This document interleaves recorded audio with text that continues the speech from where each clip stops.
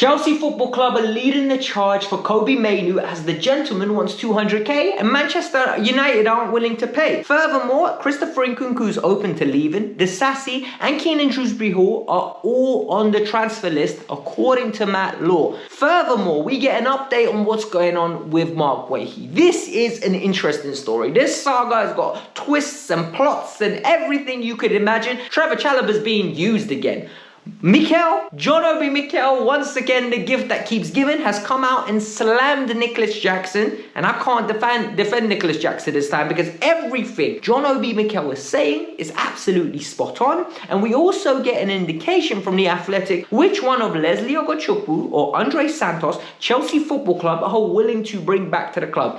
Jam-packed with transfers. Every single one of you should be sitting down, grabbing a drink, listening to this video to the full of his extent. So let's get started. But before we get started, pay that rent, hit the like button. It's the best way to support the channel. And secondly, my mum asked me the other day, why haven't you hit 40k? I said, I don't know, mama. I'm gonna have to tell the guys to subscribe to the channel because we're 40k away, 1,500 people. Come on, don't make my mum think I'm some sort of loser that can't hit 40,000. Let's get started. We're gonna start with the biggest story, and I think the biggest story is regarding Chelsea Football Club leading the chase for Kobbie Mainoo. What has happened? Kobbie Mainoo's agent has had discussions with Chelsea Football Club over the future of the talent. Why has he had discussions? Well, Kobbie Mainoo has currently got 3 years left on his deal. He is under severe negotiations with Manchester United to extend his deal. This has come out from Chris Wheatler. Furthermore, F.C, who is a very reliable source when it comes to Manchester United news, has come out and said Manchester United are trying to secure Ahmad first, who has got 6 months left on his deal. Then they're going to put their attention onto Kobbie Mainoo. Kobbie Mainoo's camp want £200,000 a week. First of all, first red flag. Chelsea aren't paying you that kind of money, big man. Because the reality is, Lavia's on 75k, Moises Caicedo's on 120, and Enzo's on 140. And then their bonuses build them up. I don't see Kobbie Mainoo accepting that kind of fee. Then, we need to look at this in more detail, right? Kobbie Mainoo's using us to get the deal he wants. Big man, please do it. I want them to give you that kind of money because it means Kobbie Mainoo will be a starter moving forward. Personally, great player. I don't see the fuss about Kobbie Mainoo like everyone else does. Very talented, good player. But is he this generational talent that we're hearing? People are saying Clarence Seedorf. I don't see it. I'm not going to lie to you. He is 18. He's very young. I think he's actually become overrated at his current iteration. Maybe in the future he'll become elite. But the reality is, and this is the way Chelsea need to look at it, we've got Caicedo, Enzo and Lavia ahead of him. Santos is better than him. I actually think Santos arguably would make a run for the money to be our second best midfielder in this team. He would be, as in my opinion, if he was in this team right now getting minutes, he is just worse than Caicedo. He's on par with Enzo Fernandez and Romeo Lavia in my opinion. I think the fact that we're not watching him right now, we don't understand the great season he's having at Ligue 1. If he was in the Premier League, people would be rating him significantly higher. In regards to the news regarding Leslie Ogochukwu and Santos, the Athletic is now reporting Chelsea have no intention of recalling Santos.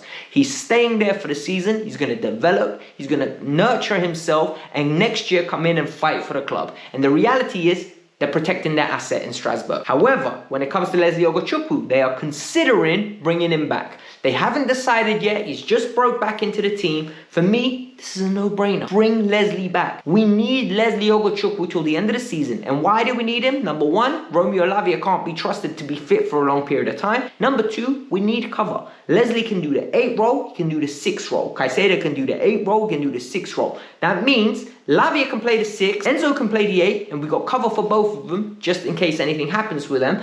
And all of a sudden you have 4-man midfield for 2 positions. Brilliant. Great structure, great team building. That's what we go with. The next story is regarding Matt Law. Matt Law has come out with the story about Christopher Nkunku, Disasi, Kieran Shrewsbury-Hall, and no panic buys for Chelsea Football Club. We'll get into the bottom half. Number one, Christopher Nkunku is open to leaving Chelsea this January window. If the right offer comes in, he's ready to say, au revoir, merci, bye-bye. Yeah? He's literally meant to say that. I don't know what I just said in French apart from thank you and bye-bye, but I bye-byed it again. My French is terrible. However, what is he saying? He's saying Chelsea are waiting for offers to come in PSG are interested. We know that for a fact, right? They have declared interest, but the deal depends on Kolomwani leaving the club. They will pay 52 million. We will make our money back on Christopher Nkunku. It is actually a breath of fresh air that Matt Law has come out with it now because he's a good, reputable source. Because now we've had Nkunku, Fabrizio, Matt Law, and other smaller journalists all come out with the same story. Then what we've had is news that Disasi and Keenan Dewsbury are available. Keenan Dewsbury, with no fault of his own, will go down as one of the worst signings Chelsea Football Club have ever made. And like I said, no fault of his own. He never was given an opportunity. He is the modern day Steve Sidwell, for those of you that remember. The only difference is Sidwell was a free transfer. Genuine. Sidwell was a free transfer, we expected nothing from it. Keenan Dewsbury is £30 million worth of doing nothing on the bench. And it's really sad that we took him away from Brighton, and now we're the ones getting screwed over in this deal, because I don't think you're going to be able to move him for that fee. It is what it is, though. And then the final piece of news is regarding the centre-half. Matt Law is coming out and saying we will not be bullied into panic buying in January, i.e. we are not overpaying for anybody this January. If we don't have to do business, if we don't want to, we're there for opportunistic signings. If a good player comes on offer, one that we would consider, we will allocate the funds, we'll secure it. If not, we don't need to do business. And for me, this is mature. This is how Chelsea should go. The Marc Guehi story is super interesting, right? Because when you think about Marc Guehi left Chelsea. He went to Swansea on loan. Then he came back. Straight away, we sold him to Crystal Palace. And within 4 years later, Marc Guehi has played a lot of minutes for somebody that is 24 years old. He has got so many Premier League appearances. It's crazy. He's a captain. One thing you know about Marc Guehi is he's got great leadership. He's a great footballer. And he's a good defender. Like, nobody can look at Marc Guehi and say he's a rubbish footballer or he's bad. He's a very good footballer. The only problem here is what's going on with this whole saga. Palace don't want to sell, right? Palace want their captain to re-sign. Problem is he's got 18 months left on his deal. They're asking for at least £55 million.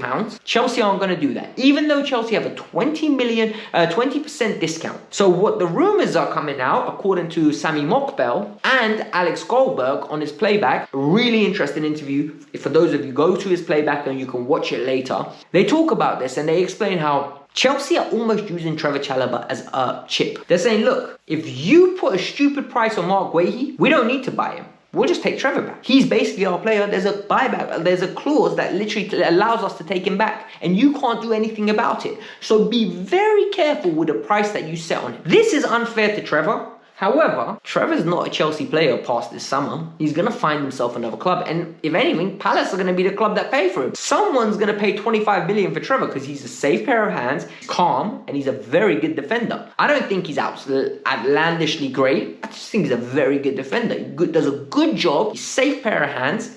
And for me, I think it's a no-brainer to bring him back. Because, think about it, right? You bring him back. You have him, Josh Achampong, and Selmina. On the left-hand side, what do you have? You have Levi Colwill. Sorted. Genuinely sorted. I don't want Disasi. I don't want Tosin. I never wanted Tosin in the first place for this reason. And the reason I never wanted Tosin is because I feel like he's just another body that we acquired that is not ready to play for Chelsea Football Club and never will be. He's 27 years old. There's a reason we got him on a free. Because he wanted his final big payday and we gave it to him. And now he's a good player, but nothing special because we have to count on him. People tell me, oh, Tosin's better than Badiashile. No, he's not. He really is not.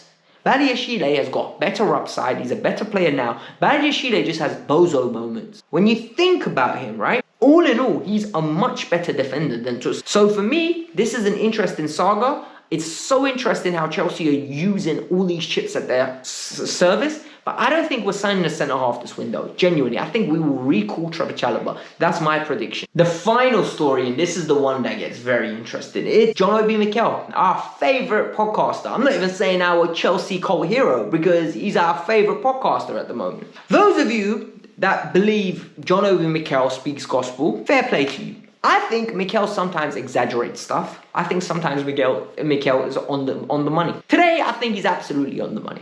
And I'm going to explain to you why. What did he say? He said, look, Jackson gets into great positions, but he has to score. We need him to score consistently for us to get top 4 or win the Premier League. He went as far as saying he doesn't believe Jackson can do that. And he says because he wastes chances. Fair criticism. That is an observation. He literally took the topic, took the player, broke it down.